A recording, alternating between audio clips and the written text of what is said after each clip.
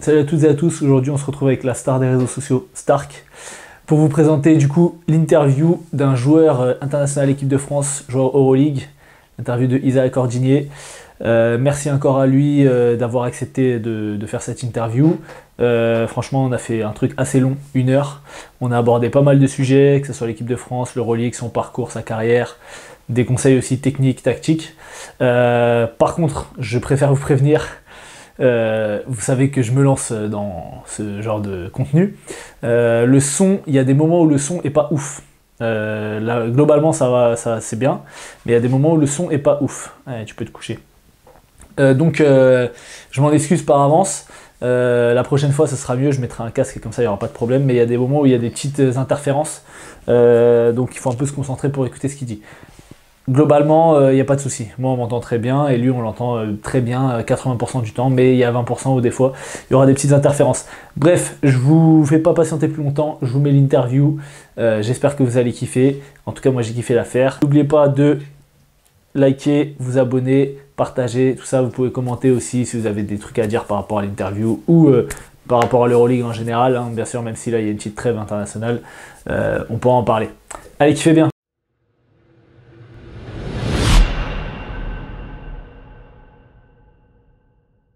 Bon, bah salut Isaiah, merci de nous avoir accordé cette interview. Merci à Adams pour le plug.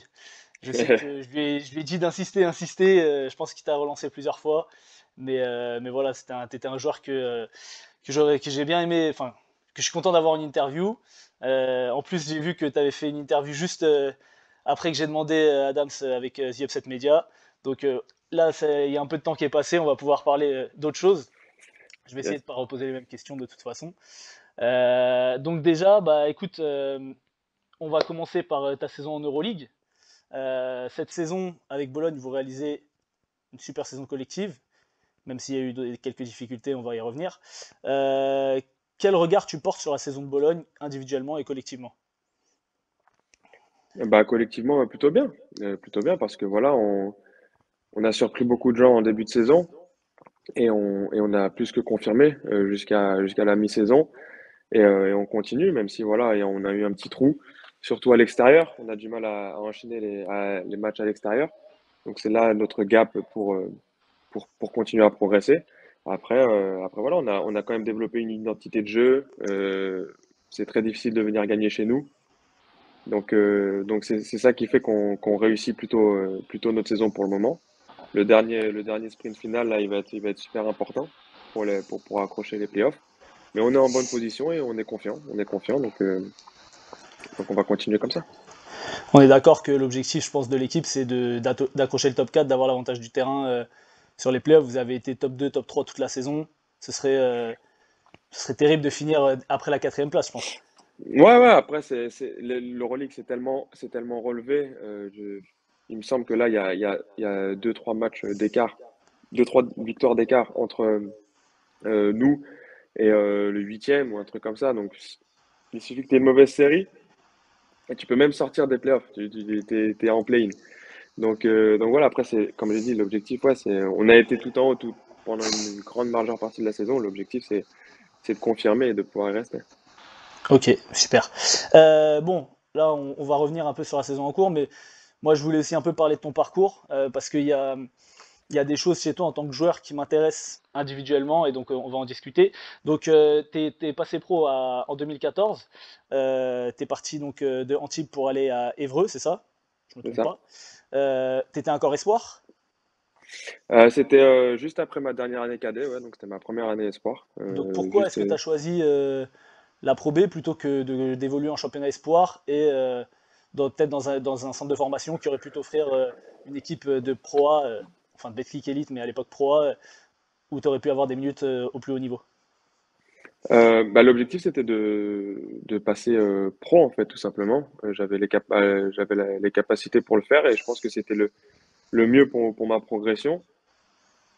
J'ai jamais eu peur, en fait, de descendre de division parce qu'en fait, je trouve que pour un lancement, c'est idéal, surtout quand on est en recherche de temps de jeu. Et voilà, après, au final, j'ai fait 2 saisons en Pro B, mais ça m'a permis d'atteindre mes objectifs que je m'étais fixés à ce moment-là. Et je trouve que c'est super intéressant parce qu'on a la chance d'avoir une des, ou si ce n'est la meilleure deuxième division en Europe, qui est extrêmement relevée physiquement. Donc en fait, pour un jeune joueur, pour s'aguerrir, c'était idéal en fait pour moi. C'était idéal parce que voilà, je m'entraînais tous les jours avec des hommes alors que j'avais un corps tout frêle d'ado. Et en fait, ça m'a construit, ça m'a aguerri surtout. Ok. Et du coup, comme tu as dit, tu as resté 2 ans. Donc ça nous amène en 2016. Donc 2016, tu te présentes à la draft, si Ouais. je me trompe pas. Tu participes au Hoop Summit aussi.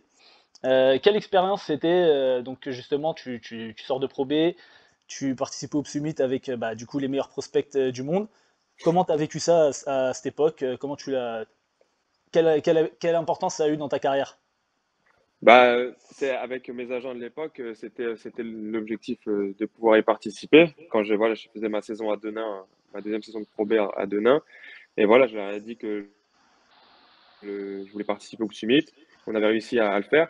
Et puis voilà, c'était la première fois que moi j'allais aux États-Unis. Et tu te rends compte en fait le monde, enfin, l'écart entre le professionnalisme entre les États-Unis et la France. C'est-à-dire que pour nous, adolescents, on était reçus comme des pros, mais pas comme des pros en Pro B, hein, comme vraiment Ouais, comme ce que j'appelle le vrai All-Star quoi. professionnalisme. Donc voilà, on avait accès à la facilité de Portland, la facilité d'entraînement où tu avais deux à trois terrains de basket, tu avais les bains froids, les trucs de massage, enfin voilà quoi, c'était pour moi, j'avais 18 ans, c'était fou. Et puis de pouvoir jouer contre de tels prospects, c'était vraiment sympa. Il y avait dans mon équipe, moi, il y avait DeAndre Ayton, c'était le plus notable.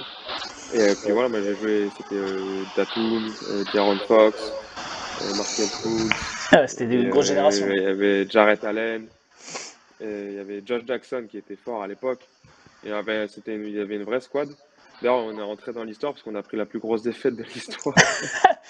Pas de la Je bonne suis pas, manière du coup. je, j'en j'en suis pas vraiment fier, mais ouais, là, c'était impressionnant, c'était sympa. Donc suite à ça, tu as été drafté par Atlanta, qui plus tard ont échangé tes droits avec Brooklyn, et si je ne me trompe pas toujours, qui ont renoncé à tes droits, donc tu es free agent si tu voulais aller en NBA aujourd'hui. Ouais, J'ai vu que tu as déjà répondu à la question plusieurs fois. Si je résume, la NBA, c'est si la porte s'ouvre, tu vas y aller. On est d'accord? ouais, Je vais clairement. pas te reposer les mêmes questions auxquelles tu as répondu Ouais, plein de non, non, fois. mais t'inquiète pas. Donc, Non, euh, c'est donc sûr, voilà, donc c'est sûr. j'imagine que voilà, c'est un objectif. Avec la saison que tu es en train de faire, peut-être qu'il y a des portes aussi qui vont s'ouvrir, mais on va revenir dessus. Du coup, donc ensuite tu passes à Nanterre, où là tu prends vraiment un gros rôle. Euh, Qu'est-ce qui a changé? Tu disais que bah, il y avait la meilleure deuxième division en France. Qu'est-ce qui a changé entre justement la Pro B et là tu arrives en Pro A, tu vas te frotter vraiment à l'élite de la France? Bah, je suis passé par Antibes juste avant. J'ai fait une petite saison, je suis revenu à Antibes Oui. quand je suis revenu de Pro B. Quand je suis revenu de la draft, pardon, où j'ai été stash, où ça a été assez compliqué. Et ça a été assez compliqué en termes de. Sur la première moitié de saison, j'étais genre à 0 déval de moyenne. Et voilà, le fait de revenir en tant que stash, de vouloir performer, j'étais aussi pas, peut-être pas au mieux au niveau de ma santé et de mes capacités athlétiques. Et voilà, mais comme je dis, ça m'a forgé parce qu'après, sur la deuxième partie de saison, c'est ce qui m'a permis. Et, bah, j'ai fait une meilleure deuxième partie de saison, mais voilà, après, ça, c'était compliqué. C'était parce que c'était pas évident après la draft. Tu sais, tu te dis, vas-y, t'es drafté, t'as toujours tes objectifs de NBA et tu vois que tu performes pas. Et en vrai, j'étais en Pro B l'année dernière, donc il fallait s'habituer à la Pro A, etc. Donc c'était pas une année évidente. Et puis voilà, après j'ai eu comme j'ai dit, j'ai eu mon année blanche, Ok. où je me fais opérer des deux genoux. Et je reviens à Antibes. Et là, ça se passe à peu près pareil au début, manque de rythme, etc. Mais après, je finis vraiment bien la deuxième partie de saison. Et c'est là où j'arrive à Nanterre et où j'ai la chance que Nanterre me donne l'opportunité de m'exprimer pleinement. Et voilà, je me suis éclaté. Je me suis éclaté. Voilà, pour ça, je leur serais vraiment reconnaissant parce qu'ils m'ont tout donné en vrai. Ils m'ont dit Ouais. voilà, tu viens, nous on a confiance en toi et puis j'espère leur avoir rendu comme il faut. Ok, bah ouais, en tout cas, derrière, ça a été un tremplin pour toi et ta carrière. J'aimerais juste revenir sur ce que tu as dit sur ton opération des deux genoux. Qu'est-ce que tu as eu exactement médicalement au genou? Et après, bon, j'aurai d'autres questions sur ça, mais qu'est-ce que tu as eu? Alors j'ai fait un peignage des tendons rotuliens sur les deux genoux en même temps parce qu'en fait j'avais des tendinites qui traînaient depuis mes années cadets, en vrai, on va dire que ça faisait 5 ans que je jouais avec. Ça faisait plus ou moins comme ça. Et puis les deux dernières années, ça faisait que s'empirer. J'ai essayé plusieurs traitements. J'ai fait des PRP 3 étés de suite. Ça marchait de moins en moins bien. Euh, et voilà, après, je pense que mes tendons étaient tellement abîmés que même le simple repos plus les simples traitements, ils ne pouvaient pas revenir à la normale. Donc c'est pour ça que j'avais pris la décision de passer par cette étape-là de l'opération. Et puis ouais, ça m'a donné raison parce qu'au final, j'ai pris un gros pas en arrière pour faire peut-être 5 bons en avant. Donc, Ok, super. Et du coup, alors, tu sais sûrement pas, moi je suis préparateur physique aussi, et j'en profite pour faire ma promo. J'ai fait une vidéo sur la tendinopathie du tendon rotulien, donc si vous voulez pas avoir les mêmes problèmes, même si toi c'était quand même un degré plus avancé, je pense, allez la voir. Et du coup, ma question par rapport à ça, c'est est-ce que maintenant tu as toujours un protocole de prévention par rapport à ces blessures-là qui est intégré dans ta routine, ou est-ce que c'est vraiment derrière toi et tu prêtes plus attention? non, j'ai eu la chance d'avoir fait un gros travail en fait. Aussi jeune, ça m'a appris énormément sur mon corps. Quand je pense que j'ai fait 1 an où j'ai vraiment bossé que sur mon corps, sur mes genoux, pour revenir au max de mes capacités. Moi, j'ai mon prep physique personnel, Christophe Keller, qui est au Crèves PACA à Antibes, voilà, avec qui j'ai fait toute ma rééducation, toute la réathlétisation et avec qui je bosse tous les étés d'ailleurs. Maintenant, je bosse tous les étés. Il me suit même sur l'année parce que en fait, j'ai tellement bossé avec lui que voilà, je suis en autonomie maintenant. Mais dès que j'ai un truc tu vois, qui est nouveau ou que je sens pas, voilà, on est toujours en contact. Il est en contact aussi parfois avec les prépa physiques de mon club, tu vois, donc c'est un suivi assez intéressant. Et moi, ça m'a permis de développer des routines, en fait. Comme tu dis, c'est des routines que tu es obligé de garder pour le bon fonctionnement de ton corps. Parce qu'au-delà de mes genoux, après, c'est aussi, toi, t'es pas physique, donc tu sais aussi bien que moi, si ta hanche, elle bouge un peu, etc., ta mobilité de cheville, enfin, tout a un impact, en fait. Donc c'est des routines globales que j'ai gardées, qui ont forcément un impact sur mes genoux, de prévention. Et puis pour juste, voilà, ouais, c'est assez comme ça, tous les jours, c'est à peu près la même chose. Ok. Et bah du coup, on va rebondir sur ça. Du coup, tu t'as dit que justement tu as une routine, donc t'es bien entouré par un préparateur physique perso, par les préparateurs physiques de ton club. Tu me dis si je me trompe. Moi, j'ai quand même l'impression que depuis ces dernières années, tu t'es un peu épaissi. J'ai regardé j'ai cherché ton poids, donc j'ai vu entre 82 et 89. Je sais pas à combien t'es réellement, mais est-ce que oui, tu t'es vraiment épaissi ou est-ce que c'est juste les maillots qui donnent cette impression? Et si oui, qu'est-ce que tu as fait? Qu'est-ce que tu as recherché? Pourquoi tu l'as fait? Alors oui, si on va prendre comme point de repère, on va prendre, je pense, ma blessure, là au moment où je souffrais des tendinopathies. Donc bon, ça remonte là à longtemps maintenant, mais bon. Alors j'avais perdu premièrement du poids après l'opération, parce que voilà, la masse musculaire diminue. J'ai repris du poids très vite parce que je mangeais mal, faut pas écouter. À ma décharge, dans les centres de rééducation, tu manges vraiment pas bien. Donc quand je suis revenu dans le sud, chez moi, j'ai un peu abusé de la bouffe. J'ai repris du poids, donc c'était pas bien. Mais bon, après, voilà, je suis revenu à mon poids de forme, qui est en ce moment, je, entre 89 et 91 kilos, ça dépend. Ah oui, ok. Et tu mesures? Euh, 1,96. Ok. Donc je dirais 90, 90. Une fois, je suis monté proche de 92, mais en muscle, enfin vraiment en poids, et je me suis senti un peu plus lent. J'ai pas forcément kiffé, Ouais. alors que c'était vraiment au début une volonté de ma part. Donc vraiment, voilà, entre 89 90, c'est mon poids de forme. Et Oui, je me suis épaissi par rapport à mes années précédentes, ça c'est sûr. J'irai à partir de Nanterre où j'ai stabilisé mon poids. Voilà, j'arrive souvent en saison, on va dire que j'arrive souvent un peu plus lourd. Enfin, un peu plus lourd, non, j'arrive souvent à 91-90. Et à la fin de saison, je finis à 89-88 parce que voilà, la charge enfin, de travail et de match, etc., elle est élevée et ça s'étend un peu. Ok. Et du coup, par rapport à cette charge de travail justement dont tu parles, est-ce qu'elle est, comme tu me parlais tout à l'heure de NBA, tout est calibré, tout est vraiment mesuré, la charge de travail au millimètre près. Est-ce que en Euroleague c'est pareil? Est-ce que du coup, donc tu disais que tu avais des routines. Est-ce que tu es encadré sur toutes tes séances ou est-ce que tu es en semi-autonomie? Est-ce que donc, vous avez des outils de mesure de charge du travail? Est-ce que c'est de l'auto-évaluation? Est-ce que vous avez, bon, j'imagine que vous avez des trackers GPS normalement à ce niveau-là. Euh, J'avais parlé, enfin, Euh, j'ai fait une interview avec Mathieu Strazel qui lui me disait que justement ils avaient les GPS à Monaco, donc je pense qu'à Bologne c'est pareil. Comment vous gérez un peu la charge de travail? ouais, alors nous, on a la chance d'avoir une vraie organisation sur ça. On a 3 kinés, 2 prep physiques.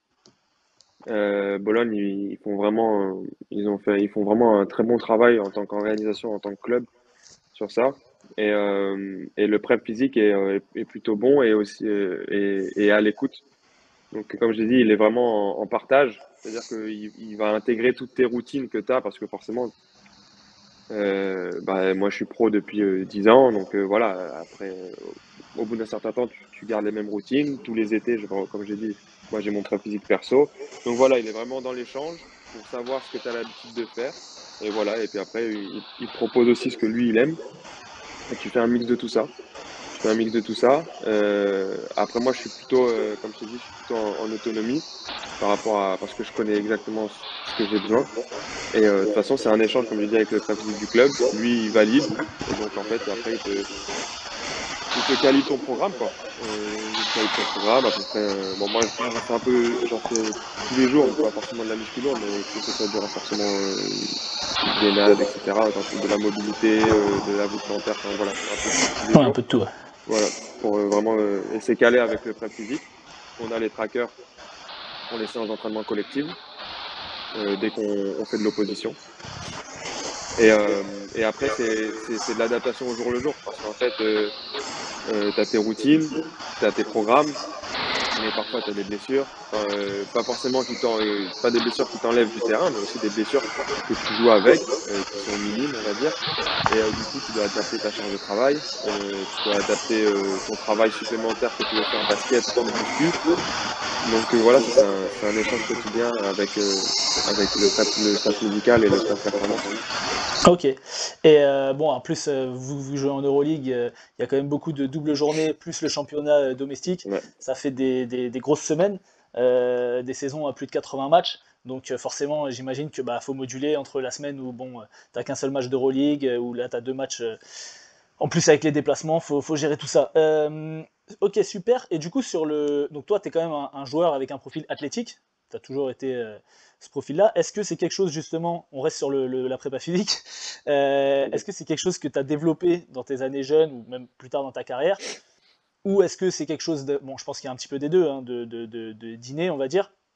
Mais si tu as pu progresser sur ça, toi, qu'est-ce que tu as fait? Est-ce que c'est de la plio? Est-ce que c'est du lourd? Est-ce que c'est de l'haltéro? Est-ce que c'est du travail de mobilité? Qu'est-ce qui fait que tu es un des joueurs les plus athlétiques de ton équipe? Et c'était souvent le cas partout où tu es passé. Je pense que j'ai des prédispositions, forcément des Parfait, prédispositions parent. naturelles. Après, j'ai toujours été assez rapide, assez vif, assez athlétique. De ce que je me souviens quand j'étais jeune, dès qu'il y avait les séances enfin moi j'ai toujours été attiré par le dunk depuis que je joue au basket. Et dès qu'il y avait des séances de plio, etc., quand jeune en centre de formation, je les faisais à fond. Euh, Donc voilà, après, je pense que c'est un mix des deux, comme tu as dit. J'ai une très bonne qualité de pied parce que moi, j'étais vraiment tout mince. J'étais un cure-dent quand j'étais jeune. Tout l'inverse de mon père, qui était plutôt petit et costaud. Moi, je suis un peu plus long et fin.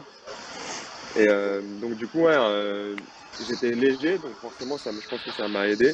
Par contre, c'est aussi ça qui m'a causé mes problèmes parce que du coup, en fait, c'était que mes tendons qui prenaient tous les chocs. Toutes les charges et pas les muscles, Et quoi. voilà, exactement. Donc, en fait, j'ai des tendons assez longs et donc j'ai des gros ressorts. Par contre, c'est eux qui prennent la Les charge. impacts. Donc, c'est pour ça que voilà, ce que j'ai développé, on va dire, au fur et à mesure de ma carrière, c'est la force de mes muscles pour protéger justement mes tendons, mes articulations.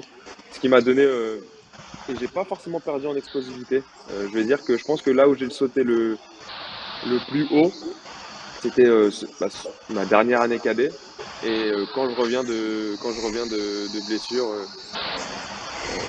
sur mes premières années à Nanterre, ouais. Bon, donc Enfin, t'avais bien bossé en année à réduc, quoi. Antibes, Nanterre, ouais, voilà. Mais parce que au début, je me sentais forcément moins, tu vois, moins réactif, moins rebondissant. Par contre, je me sentais plus fort. Et ça a duré à peu près un an. Et quand je suis arrivé à Nanterre, c'est là où j'ai eu vraiment le mix des deux. Et c'est quand j'ai fait le concours de dunk contre DJ Stephens, etc. C'est là où je pense que je sautais le plus haut. Ok. Bah écoute, ouais, non, mais parce qu'il y a toujours cette problématique, ce dilemme, on va dire, entre se renforcer, être un petit peu plus lourd et être un peu plus léger, donc pouvoir sauter et courir un peu plus facilement, mais il faut trouver le juste équilibre pour que justement ça soit Ouais. pas tes Et tendons qui puis, je, prennent tout, je quoi. pense que c'est tout à chacun. Comme je t'ai dit là, juste avant, je voulais prendre du poids pour encaisser encore mieux et puis imposer encore plus ma physicalité. Et en fait, je m'en suis rendu compte quand j'étais à 92-93 qu'en fait, j'avançais pas comme je voulais. Donc, je pense que c'est vraiment propre à chacun sur son feeling, sur le fait de connaître son corps. Et j'ajouterais même le fait de connaître son jeu aussi. Parce que, Ouais. bon, moi, à mon petit niveau, tu vois, je suis un joueur de petite taille, 1,73, et je m'étais dit, bon, quand j'étais à 70 kilos, je vais me faire poster en physique, en défense, je vais pas tenir et tout. Donc je suis monté à 80, 81, 82. Et au final, je me rends compte que dans mon jeu, bah, je me fais rarement poster, je poste pas et je vais pas trop à l'impact physique. Je vais plutôt essayer d'esquiver. Donc est-ce que moi, c'était le bon choix de justement chercher à prendre un peu de poids plutôt Ouais. que jouer sur la vitesse? Donc comme tu dis, c'est propre à chacun et il faut aussi essayer de déterminer par rapport au jeu que tu as, est-ce que ça va être pertinent de rajouter de la charge. Mais ça, Yes. c'est... Bon, toi, t'es un joueur aérien. Des matchs que je regarde, t'es pas non plus... Enfin, t'es plus dans l'évitement, j'ai l'impression, dans les airs que dans le contact. Tu me dis si je me trompe, mais... Ça va dépendre. Je suis assez versatile en fait sur ça. Parce que défensivement, tu vois, je vais être vachement dans le contact, dans la dureté, essayer de contester les contestations. Euh, en, je vais être plus souvent en attaque C'est en attaque, sur ouais. mes appuis, voilà, un peu comme ça sur l'évitement. Sauf plus Mais à un après, pied, toi. ouais, plus à un pied. Après, j'ai pas, quand il faut mettre les coups d'épaule, tu vois, j'ai pas plus envie. Ouais. Justement, j'aime bien me servir de ma vitesse quand je vois que je peux pas esquiver. Et parfois, tu vois, je passe en force. Je passe en force. Et puis quand je suis dans les airs, j'ai pas peur de sauter sur les grands surtout. J'ai pas Ouais. peur d'aller au contact sur eux. Et parce que je te vois, enfin, je regarde presque tous les matchs, je te vois beaucoup sur le drive, justement, aller chercher de la hauteur sur un pied, plutôt que tu vois monter à deux pieds, mettre l'épaule et aller essayer de finir. C'est ce que je retiens plus. Mais bon, après, tu as les qualités athlétiques pour, donc c'est normal que tu te serves de ça. Tu as parlé de la défense, on va y revenir, mais juste j'aimerais finir sur l'aspect prépa, donc un peu moins de physique, mais est-ce que la prépa mentale c'est quelque chose qui te parle? Est-ce que c'est quelque chose auquel tu as eu recours ou t'aimerais y avoir recours? Alors moi c'est quelque chose où je suis pas archi intéressé par ça. Euh, je sais pas, ça m'est jamais venu comme un besoin en fait. Après voilà, c'est la seule chose on va dire dans mes routines de travail que j'ai pas exploré vraiment. Cet été avec l'équipe de France, il y avait un prep physique, un prep mental qui était présent. Et c'est le seul avec qui j'ai eu un bon feeling et où j'ai trouvé ça pertinent. Donc voilà, on a fait quelques séances, j'ai trouvé ça pertinent. C'était quoi, de Ah, l'imagerie surtout, ou qu'est-ce que tu as mis en place? Parce que c'est pas intéressant, il y a forcément, beaucoup ouais, de gens il y avait qui un peu, ont... il y avait un peu de l'imagerie, mais pas en mode, pas en projection, en mode plus réflexion, pour des sensations, pas en mode je me vois, enfin, tu vois, enfin, c'était un peu différent. Et c'était corrélé avec du tangible. Moi, j'ai besoin de ça. Donc voilà, c'était le seul avec qui j'ai eu ce feeling. Et en plus, j'ai l'impression que ça m'a légèrement apporté. Ok, bon, bah tant C'est mieux. ce que j'avais besoin. Mais sinon, non, c'est pas quelque chose que je recherche forcément dans mes routines. Ok, bon, bah merci de ta réponse. Alors, pour revenir sur ta défense, donc, à Bologne, tu es clairement le défenseur attitré de l'équipe. Ok, toi et Daniel Hackett, enfin, vous avez une équipe avec des forts défenseurs sur les postes extérieurs parce que quand il y a Payola qui sort du banc aussi, bah, il envoie. Marco Bellinelli un petit peu moins, mais bon, c'est voilà, vous avez un bon équilibre. Moi, ma question, je ne sais pas si on t'a déjà posé cette question, euh, mais ça peut être intéressant pour les joueurs.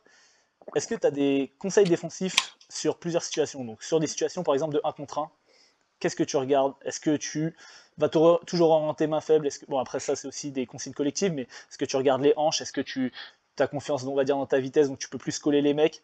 Comment toi, quel conseil tu pourrais donner? Qu'est-ce que toi, tu appliques à toi-même quand tu es en 1 contre 1? Ça va être beaucoup sur les tendencies, c'est les tendances des joueurs. Ça veut dire que après ça, c'est toi qui C'est le scouting, fais, ouais. voilà, c'est toi qui fais ton scouting. Tu sais ce qu'il aime faire ou pas, donc tu essaies de l'emmener là où il est le moins confortable. Donc souvent, ça va être la main faible, mais ça va plus loin aussi. Ça veut dire que si c'est quelqu'un qui est très fort dans le pull-up et dans le step back, tu vas essayer de peut-être mettre un peu plus la pression pour l'inviter à driver. Après, quand Ça c'est va être Kevin ces Punter, détails-là. c'est un peu relou. J'ai vu que sur le début de match, là, il t'envoie un mec Ouais. qui est très très bien défendu. Mais Donc après, voilà, quand tu arrives à ce niveau-là, avec ce type de talent, c'est essayer de gêner le plus possible. Parce que c'est des joueurs qui arrivent à un tel niveau de maîtrise dans ce qu'ils font, dans leur jeu. Donc voilà, il faut les emmener sur ceux qui sont moins confortables. Et voilà, après moi, j'essaie de regarder à peu près. Ça va dépendre des situations. Souvent, je vais peut-être ici au niveau des hanches. Ils disent que c'est le point le moins mobile. Après, j'ai confiance aussi sur ma réactivité. Donc, je sais que je vais essayer d'envoyer d'un côté. Après, voilà, c'est mon jeu d'appui, etc. puis Mais j'imagine que l'activité de tes mains aussi, tu sens quand la balle, au bon moment, elle rebondit, ou juste avant qu'il commence son move, tu sais que tu peux essayer d'intercepter, pas d'intercepter, mais voilà, gêner le dribble, etc. ouais, ouais, pour casser le rythme. Et sur pick and roll, parce que j'avais fait une analyse moi sur les appuis défensifs sur pick and roll de Facundo Campazzo. Je sais pas si tu regardes d'autres matchs d'Euroleague, est-ce que tu as le temps, etc. Mais je trouve que c'est un joueur qui a une super qualité à naviguer à travers les écrans. Et je trouvais ça intéressant d'essayer de décortiquer ça. Est-ce que toi, tu as une méthode particulière où on t'a appris, ou est-ce que toi, tu t'es forgé toi-même un truc? Parce que pareil, dans les écrans, bon, en plus, toi, t'es costaud, mais tu arrives quand même à essayer de rester avec le joueur. Le plus important, on va dire, c'est d'essayer, parce que c'est pas évident en plein match, c'est d'essayer de faire comme s'il n'y a pas d'écran. C'est-à-dire que vraiment, ton joueur va à droite, bah, tu lui coupes on va dire, ça va être la solution la plus simple pour pouvoir passer avec et détruire l'écran. Après, malheureusement, il y a des très bons poseurs d'écran et si tu fais ça, tu t'en prends une bonne. Donc en fait, ça va essayer de rapprocher la distance au moment de l'écran pour justement pour pouvoir passer et ton épaule un peu basse, soit ton épaule basse, soit vraiment tu as ton appui extérieur qui va essayer de faire le contourner en premier, Ouais, c'est ça. l'appui du grand. Euh, Moi, souvent, j'essaye l'épaule parce qu'en fait, en baissant mon centre de gravité, mon appui va suivre. Donc, c'est vraiment essayer d'être à la hanche du joueur. Tu réduis la distance. Ce qui est bien aussi en étant à la hanche, c'est que c'est le point, on va dire, le plus facilement où tu peux mettre le plus de. Tu peux créer une instabilité chez l'adversaire Ouais. à la hanche parce que c'est le point le plus difficile à garder, on va dire, gainé. Donc, du coup, si tu légèrement, tu vois, il faut pas que ce soit Ouais, en plus ouais. parce que sinon il y C'est a vrai la que les faute, mais contacts sont c'est comme ça plus que tu peux tolérés. créer en fait la séparation avec le joueur et l'écran. Donc ça, c'est ces petits tips-là. Et puis en vrai, comme le footwork, c'est super important. En tant que défenseur, Moi, je sais que je bosse beaucoup l'été parce que c'est trop important, la multiplication des applis au moment précis où justement faire le changement de direction, où il faut réagir parce que en tant que défenseur, t'es en, ce qu'il faut comprendre, c'est que t'es en désavantage tout le Ouais, temps. parce que tu es en Parce que, réaction. voilà, exactement. Donc, tu peux emmener un adversaire d'un côté pour pouvoir plus dicter, mais quand c'est par exemple, les situations de close-out, de transition, etc., c'est vraiment là le footwork et ma mobilité des hanches en fait qui va faire que je peux aller d'une direction ou d'une autre. Ok, bah écoute, merci pour les tips. On va essayer de les appliquer ce week-end. Ok, bah écoute, comme tu l'as dit, toi en tant que défenseur, donc j'ai un peu regardé les stats, je vais pas toutes les citer, mais dans la plupart des catégories statistiques, que ce soit défensive, mais aussi offensive, tu es dans le top 3 de ton équipe. Si on regarde globalement, il y a Daniel Hackett, toi et Tornike Shengelia. Donc ça veut dire que tu as quand même un gros rôle dans cette équipe de Bologne. Euh, Est-ce que c'est pas dur, on va dire, en étant un joueur affirmé et important de l'équipe, d'avoir toujours quand même le rôle du défenseur attitré sur les meilleurs joueurs adverses? Parce que bah, on sait que tu joues beaucoup, tu as progressé sur l'aspect offensif, on va revenir sur ton pourcentage à 3 points, tu as doublé ton éval en Euroleague par rapport à l'année dernière, donc est-ce qu'il y a toujours cette même énergie défensive que tu aurais pu avoir plus jeune quand tu es arrivé en Euroleague? Est-ce que c'est toujours ton identité? Tu le gardes comme point focal? Ouais, bien sûr, parce que c'est ce qui m'a amené là où je suis aujourd'hui. Voilà, ça a toujours été ma première force, on va dire, ma première marque de fabrique. Même si j'avais du talent aussi sur en jeune, j'avais le talent offensif aussi, mais c'est ça qui m'a fait passer le cap en fait. C'est ça qui m'a fait passer le cap, qui m'a fait être sur le terrain sur mes jeunes années, surtout par exemple. Et donc en fait, moi j'ai toujours gardé ça et j'ai toujours gardé beaucoup de fierté, tu vois, à avoir à pouvoir stopper les joueurs adverses. Et justement, c'est un défi supplémentaire de pouvoir dire que de pouvoir d'essayer d'être un des meilleurs two-way players en Europe, tu vois. Moi, c'est quelque chose j'aime beaucoup parce que je suis quand même assez versatile dans mon jeu. Je peux faire plein de choses, voilà, des deux côtés du terrain. Donc et ça demande, avec le temps de jeu qui augmente et les responsabilités offensives qui augmentent, ça demande plus de gestion. Ouais. Ça veut dire que ça devient plus compliqué. Il faut choisir en fait quand tu mets sur les moments de pression, les moments voilà, faut trouver tes moments où tu respires un peu, tout en essayant de rester actif avec les yeux, avec, tu vois, réactif avec le mouvement défensif de l'équipe. Mais voilà, ça demande plus de gestion. C'est-à-dire que c'est toujours dur de dire qu'on gère à un moment, surtout quand on est sur les meilleurs défenseurs adverses et les meilleurs Un attaquants. attaquant, ouais. Mais ça demande un peu plus de sagesse, être un peu plus, Ouais, voilà, choisir ses moments, ouais. ouais, exactement. Ok, et bah du coup, putain, c'était quoi la question que je voulais te poser par rapport à ça? Oui, du coup, t'es encore, enfin, tu vas rentrer dans ton prime entre guillemets en termes d'années. Euh, T'es déjà un très très fort défenseur. C'est quoi tes axes de progression? J'imagine que c'est aussi sur l'aspect offensif. Je crois que tu as déjà un petit peu répondu à ces questions sur la création. On a vu en l'absence de Tornike Shengelia que tu as été un peu mise à contribution justement sur cet aspect de création, notamment contre le Barça où tu as joué pas mal de pick and roll. Euh, Moi j'aimerais savoir du coup quels sont tes axes de progression selon toi. Et j'ai vu que dans une interview que tu parlais que tu avais pris un petit peu du jeu de Nando De Colo, enfin que tu avais essayé de prendre quelque chose de jeu du Nando De Colo, et l'année dernière tu as joué avec Milos Teodosic.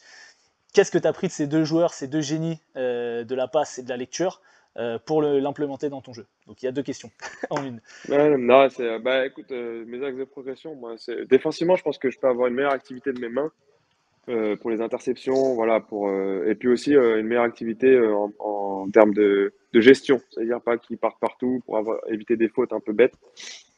Donc être plus consistant sur l'utilisation de mes mains en défense pour être encore plus efficace. Euh, Après, offensivement, ouais, c'est la palette offensive sur la création, sur les lectures. Parce que j'ai toujours été un peu, on va dire, hybride. J'ai toujours joué depuis jeune 1, 2, 3, un peu sur tous les postes. Ouais. j'ai toujours aimé voilà, créer pour les autres, créer pour moi.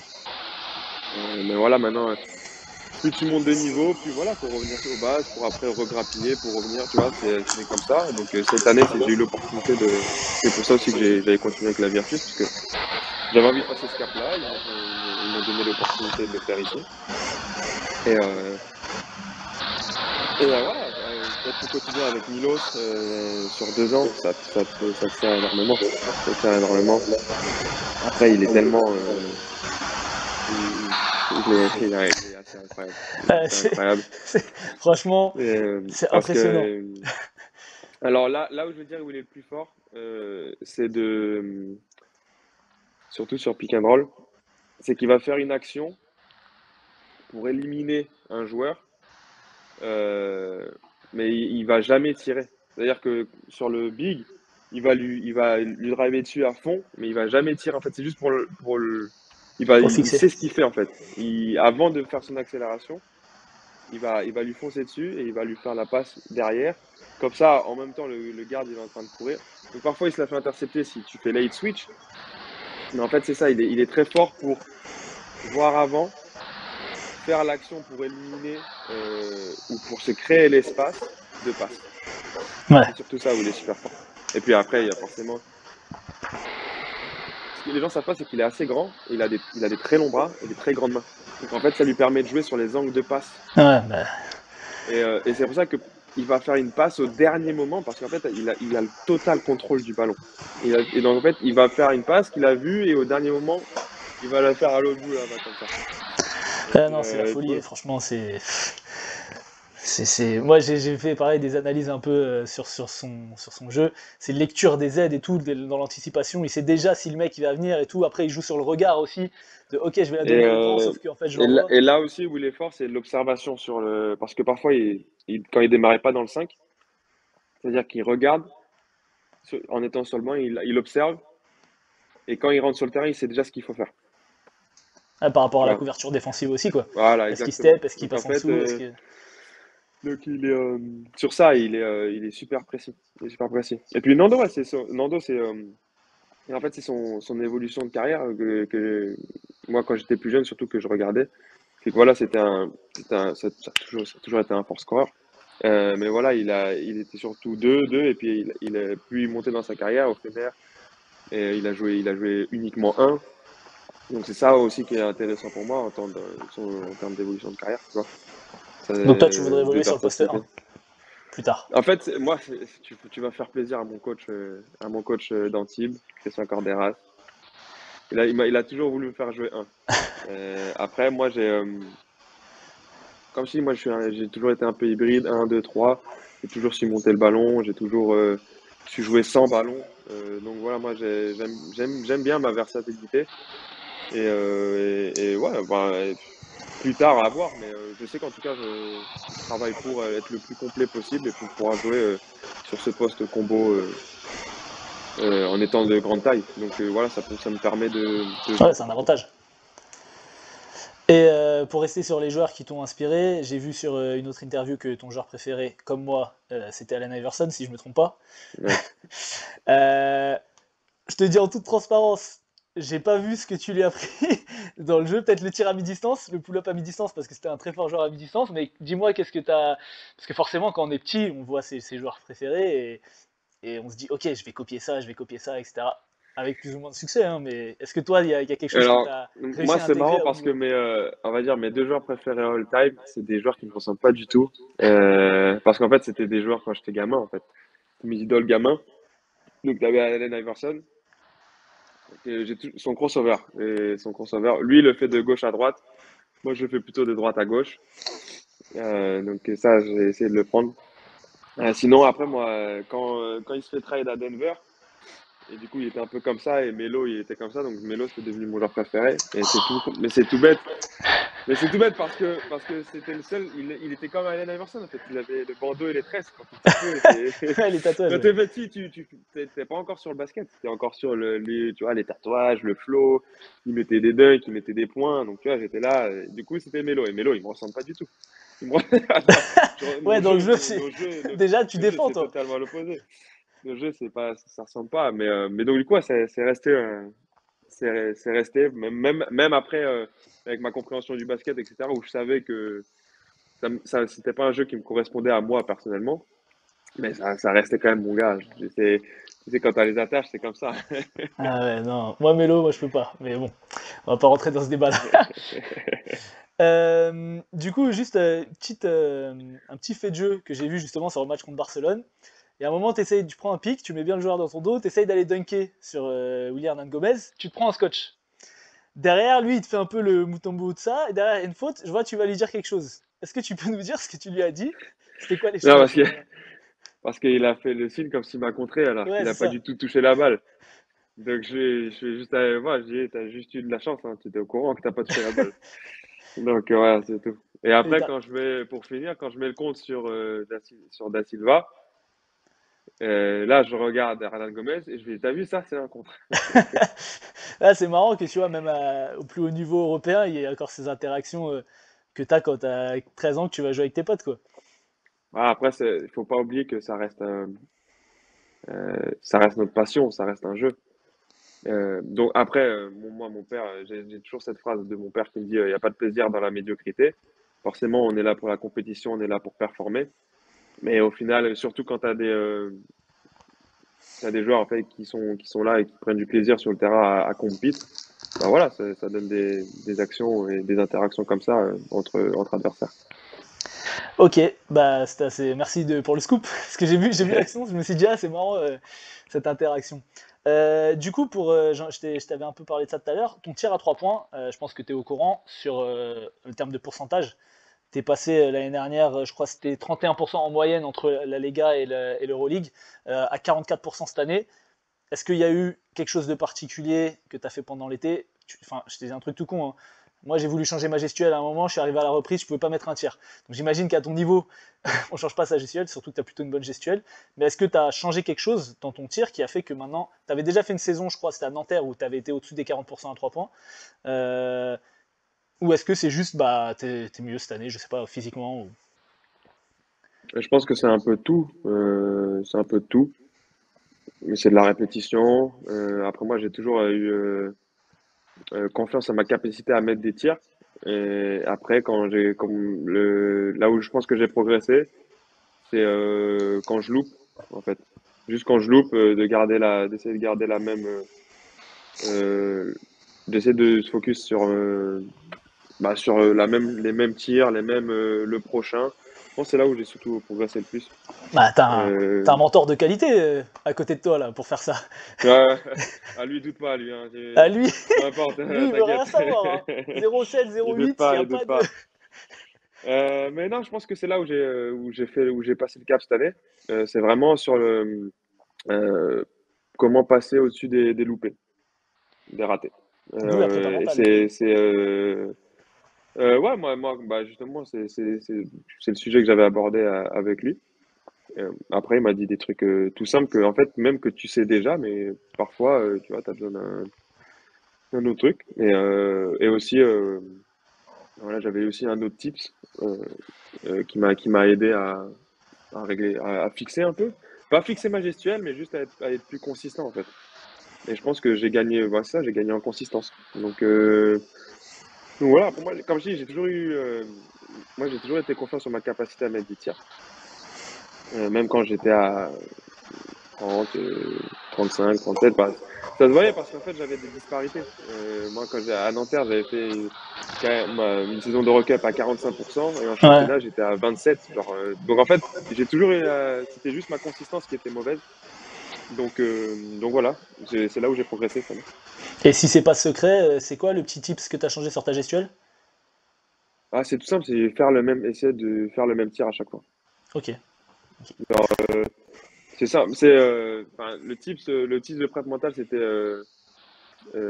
avoir le focus sur l'anneau. C'est des trucs bêtes, hein, mais tu vois, une fois de catch, une fois que tu as la balle en main, et une fois que tu as décidé de voir que le cercle, de rien voir autour, pas les hésitations, pas les close-out, tu vois, Non, mais c'est... euh, et reproduire la même gestuelle, le même shoot à chaque répétition. Ça, c'est plus pour tu vois, sur l'entraînement, etc. Et c'est des trucs très bêtes, mais en fait, qui t'apportent en consistance. Enfin, que moi, m'ont aidé en tout cas. Ah non, mais c'est de toute façon, la prépa mentale, si t'en parles comme ça, on va dire, avec quelqu'un et que tu dis même l'imagerie, tu vois, tu peux te dire c'est des trucs tout bêtes, mais en fait, si c'est bien fait et si c'est fait pour quelqu'un qui en a besoin, ça peut vraiment tout changer parce que toi, tu dis que t'as pas ressenti le besoin, mais il y a énormément de joueurs qui sont bons à l'entraînement, qui sont bons, qui ont les capacités de faire des choses et qui n'arrivent pas à les exprimer en match. Et du coup, je pense qu'il y a un besoin, peut-être pas chez tout le monde, mais il y a un besoin de préparation mentale qui se développe de plus en plus et je trouve que c'est bien. Et donc voilà, c'est des petits tips comme ça. Bon, on verra si tu arrives à faire plusieurs saisons avec cette consistance, comme tu dis, mais en tout cas, cette saison, c'est pas mal du tout. Pour rester sur cette saison, donc là, comme tu as dit, vous avez un petit trou qui a coïncidé avec la blessure de votre meilleur joueur, qui est revenu du coup face aux Partisans, vous renouez avec la victoire. Moi, j'avais noté, parce qu'en fait, avec un pote, on fait des émissions hebdomadaire sur un peu ce qui se passe pendant la semaine en Euroleague.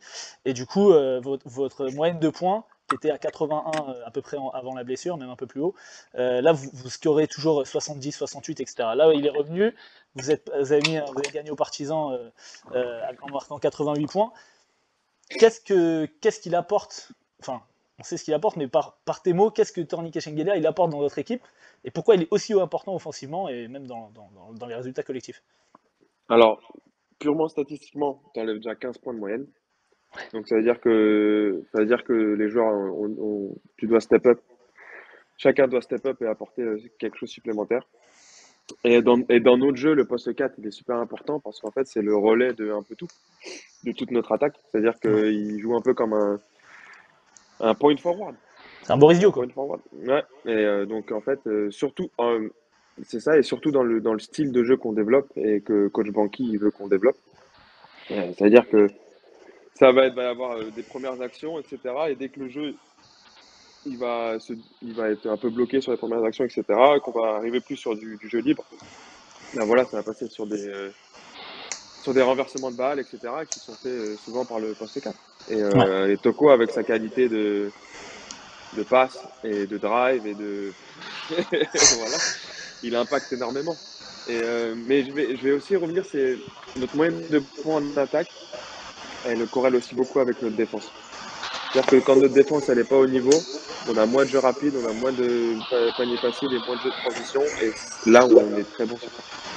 On est très bon sur ça parce qu'on est bon sur le jeu un peu libre, avec les mouvements, sans balle, avec ballon. Et en fait, ça nous enlève énormément de rythme.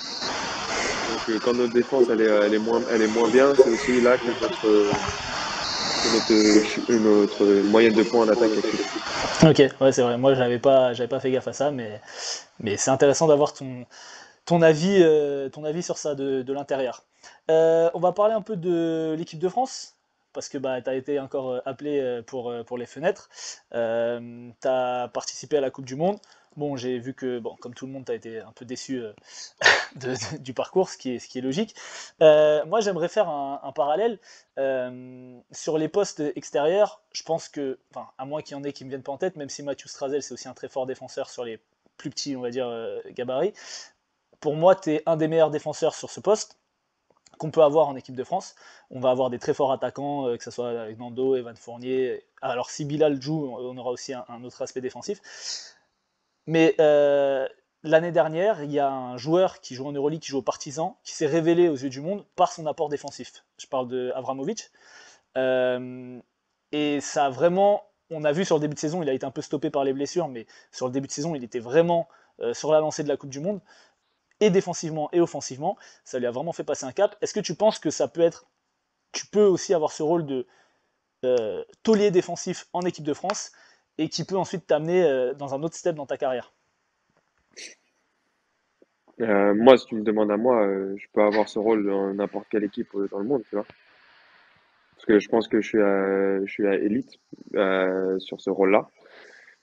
Après, voilà, il y a énormément de concurrence. Il y a un sélectionneur qui va faire des choix pour les JO. Mais déjà, moi, se concentrer sur les fenêtres, c'est toujours un plaisir de pouvoir revêtir la tenue bleue. Et voilà, je pense qu'on a une équipe, je pense qu'on a sûrement la meilleure équipe qui a jamais été faite en fenêtre.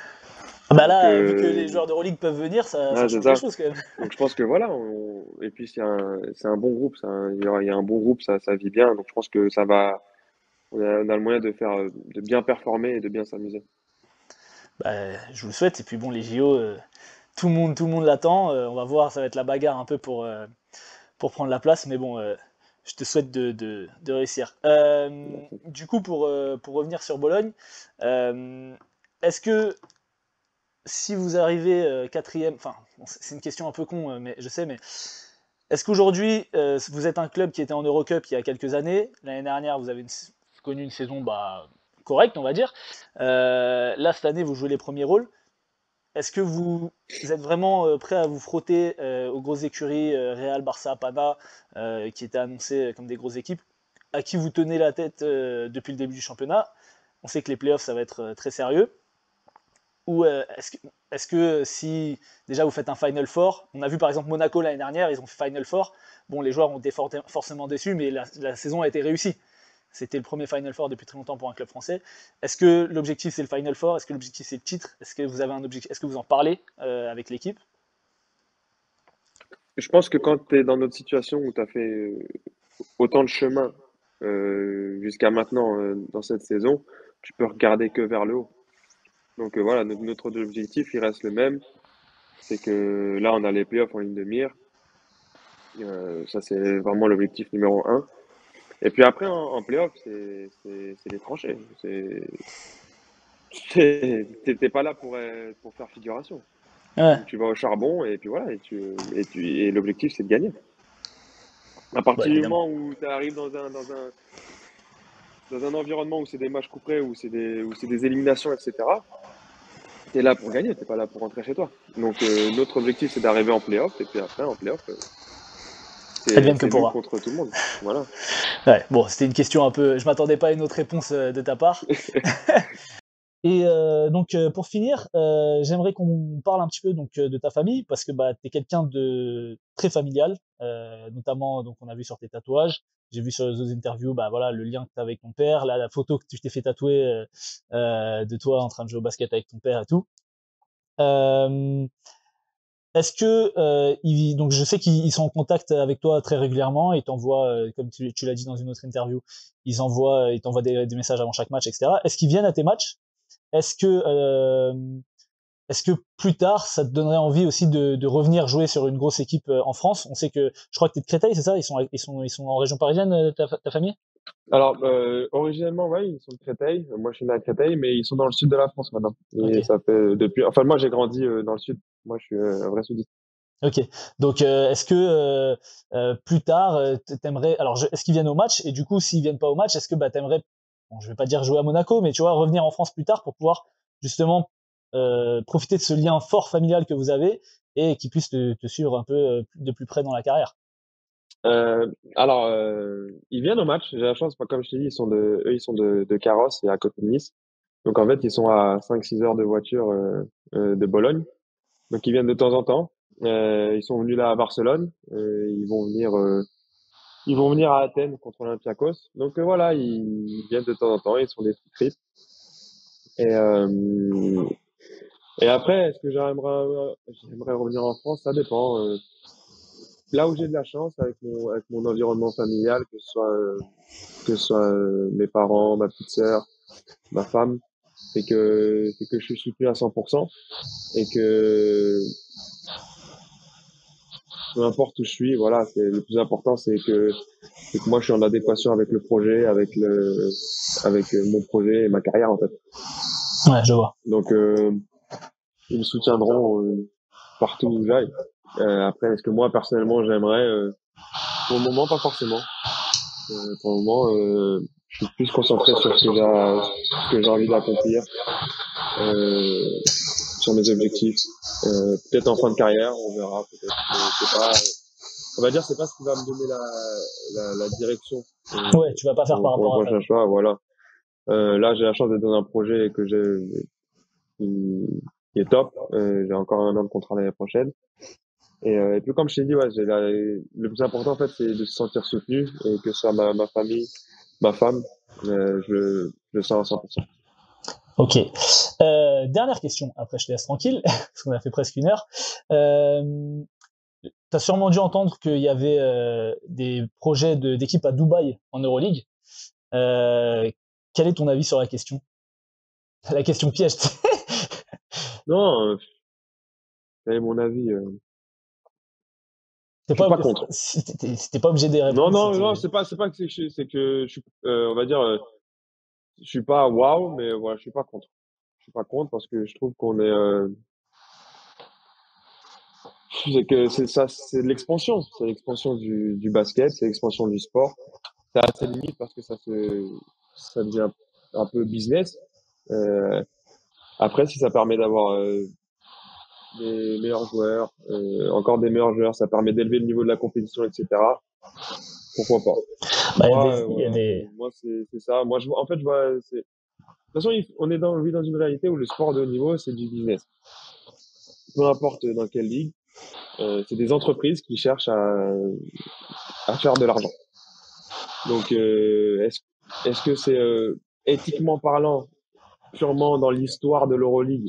Bah oui, c'est pas ouf parce que ils sont pas en Europe, ils ont rien gagné. Enfin voilà. Mais bon, la ligue elle est déjà semi-fermée, donc en fait ça va dans la direction que la ligue veut prendre.